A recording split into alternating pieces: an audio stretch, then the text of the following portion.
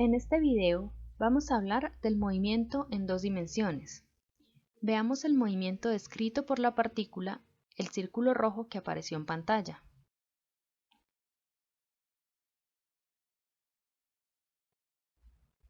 El movimiento de la partícula no fue una línea recta como los casos vistos anteriormente, sino que la partícula describió una trayectoria curvilínea.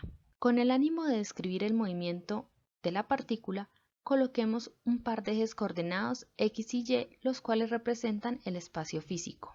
Para un instante de tiempo t del movimiento, podemos describir la posición de la partícula de dos formas que veremos que están relacionadas. La primera es con la longitud de un segmento de línea recta que une el origen con el punto en el que se encuentra la partícula, que tiene longitud d y que forma un ángulo con el eje x, de θ. La segunda forma es teniendo en cuenta dos distancias, la que hay desde el eje y hasta el punto donde está la partícula, la llamamos x, y la otra distancia es la que hay desde el eje x hasta la partícula, que llamamos y. Vemos que en ambos casos necesitamos de dos números para dar la posición, esto debido a que el movimiento es bidimensional. Con estos dos números vamos a poder construir las componentes de un vector.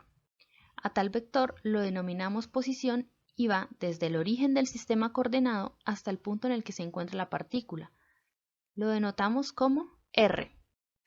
Es por esto que apareció la flecha indicando que el vector va desde el origen hasta el punto donde se encuentra la partícula. Vemos que la longitud del segmento de línea con el que unimos en primer lugar el origen y el punto donde está la partícula corresponde con la magnitud del vector R.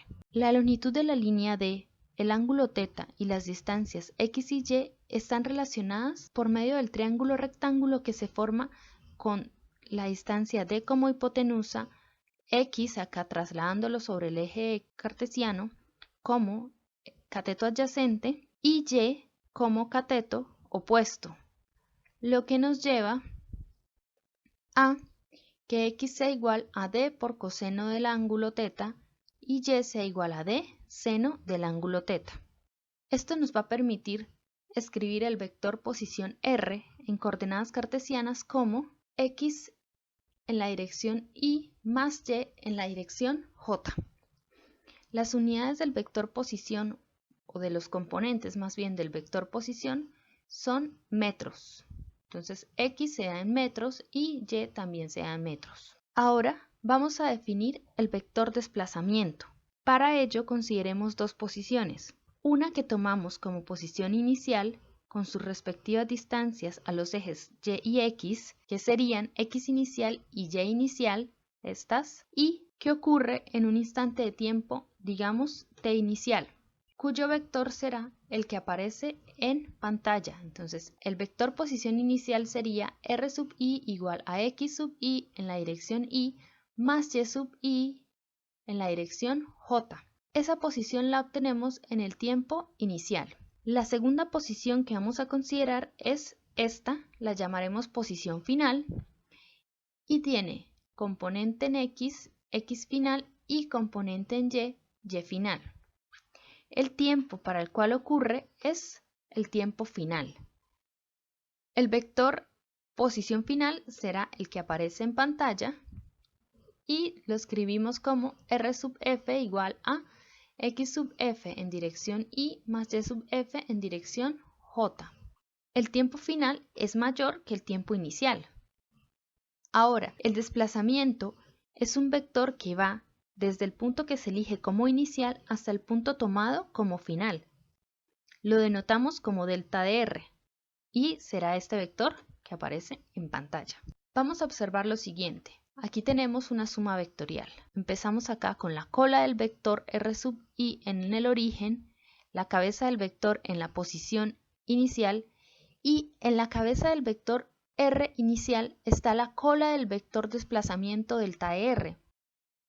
La cola del vector posición final está en la cola del vector posición inicial y la cabeza del vector posición final coincide con la cabeza del vector desplazamiento.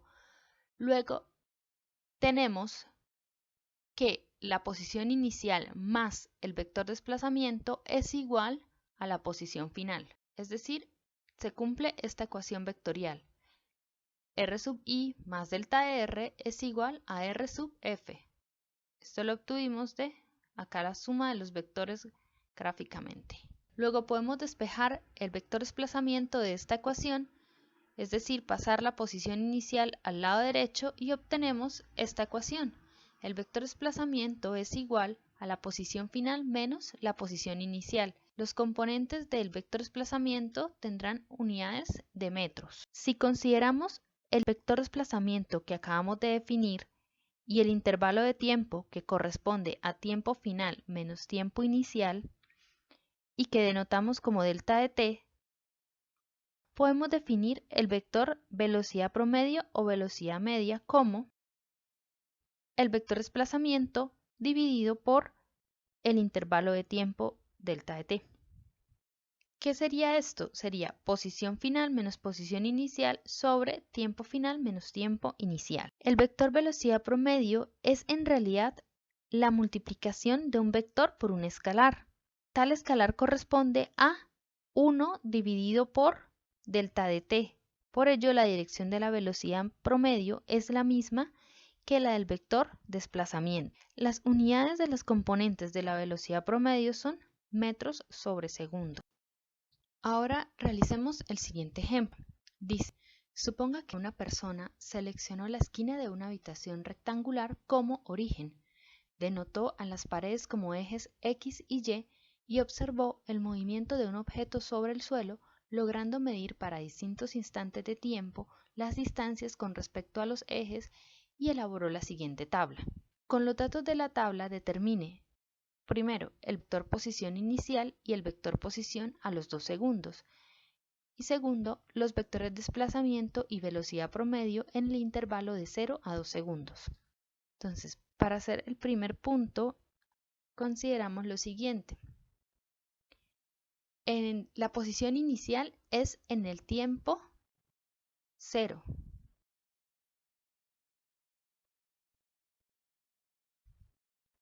Entonces, esta es posición inicial.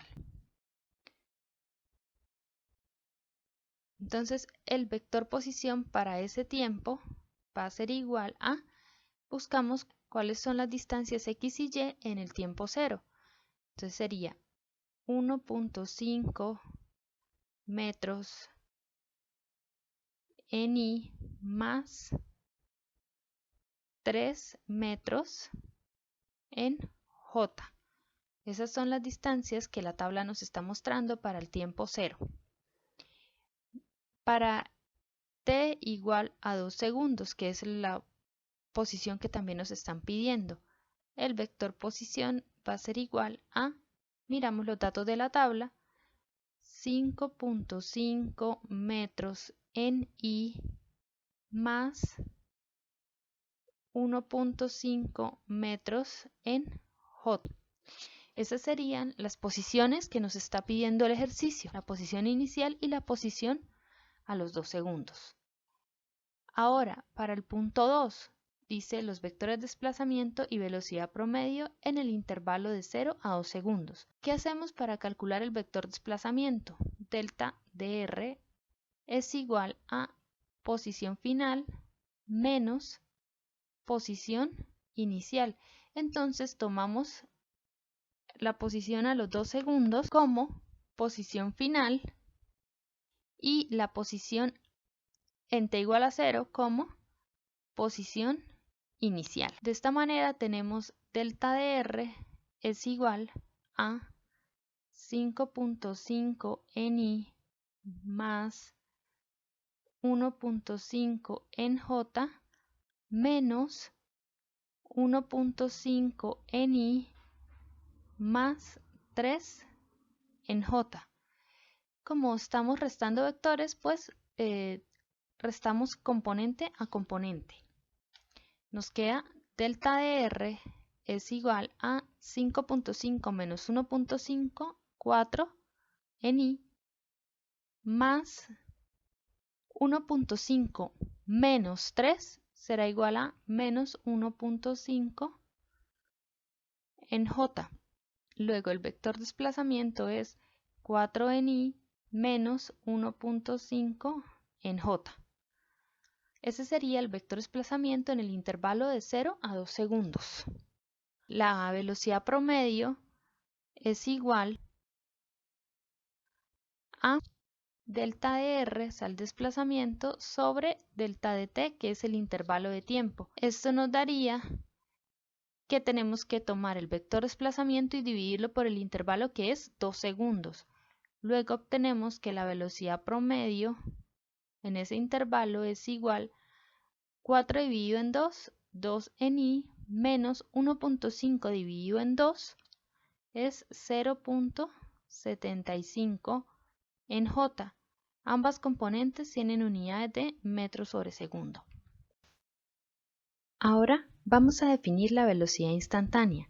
Para ello, asumiremos que a medida que la partícula se mueve y ocupa distintas posiciones en el espacio físico, el cual representamos con los ejes coordenados x y y, la distancia entre la partícula y cada eje se puede escribir como funciones x de t y y de t continuas y que se pueden derivar por lo menos 2 veces. Entonces, a medida que la partícula describe la trayectoria presentada, las distancias x y y se pueden representar por medio de funciones x de t y y de t que dependen del tiempo, que son continuas y que se pueden derivar por lo menos 2 veces. Entonces, el vector posición para cualquier instante de tiempo queda expresado de la siguiente forma. R en función del tiempo es igual a la función x de t, o sea, x como función del tiempo en dirección y, más y como función del tiempo en dirección j. Definiremos la velocidad instantánea como la derivada del vector posición respecto del tiempo y derivamos entonces este vector acá como está expresado en función del tiempo componente a componente. Entonces quedaría la derivada de la función x de t con respecto del tiempo en dirección y más la derivada de la función y de t con respecto del tiempo en dirección j. Las unidades de la velocidad instantánea son metros sobre segundo. Ahora, veamos una propiedad muy importante del vector velocidad instantánea. Para ello consideremos primero el desplazamiento entre dos posiciones de la partícula a lo largo de la trayectoria. Tendríamos como posición inicial esta que ocurre en un tiempo inicial y como posición final esta otra que ocurre en un tiempo final. El vector desplazamiento es el vector que aparece en pantalla, que va desde la posición inicial hasta la posición final. La velocidad media tiene la misma dirección que el vector desplazamiento. Ahora, si consideramos la posición en un punto más cercano al punto inicial, como el que aparece en pantalla, el cual ocurre en un tiempo t final prima, el cual es menor que el tiempo final que hemos escogido primero, obtendríamos el vector desplazamiento final delta de r prima, que iría de nuevo pues de la posición inicial a la posición que ahora consideramos como posición final, que es r' sub f. Podemos observar que al escoger desplazamientos cada vez más pequeños, la dirección del vector delta de r se va haciendo tangente a la curva. En el caso en el cual tomamos un desplazamiento muy pequeño con un intervalo de tiempo que tiende a 0, el delta de r tiende a ser dr y su dirección se hace tangente a la trayectoria, esta que apareció acá en la pantalla. Con lo que obtenemos que la velocidad instantánea, esta ecuación, es tangente a la trayectoria de la partícula en cada punto.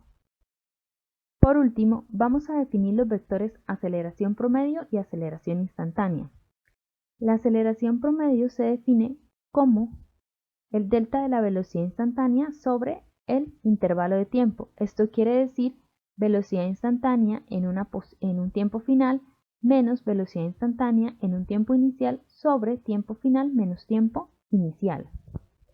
La aceleración instantánea es la derivada de la velocidad instantánea con respecto del tiempo.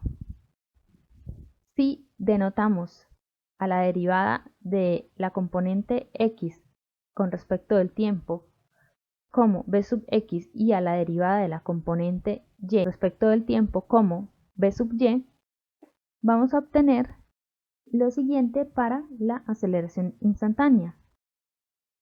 La aceleración instantánea es igual a la derivada de la velocidad sub x con respecto del tiempo en la dirección y más la derivada de la velocidad sub y con respecto del tiempo en la dirección j. Si lo vemos así, como la velocidad instantánea es la derivada de la posición, la aceleración instantánea es la segunda derivada de la posición. La unidad para las aceleraciones promedio instantánea es metros sobre segundo al cuadrado. Y bueno, hay que aclarar algo muy importante. La aceleración no tiene en general una dirección particular como sí lo tiene la velocidad, que sabemos que siempre es tangente a la trayectoria.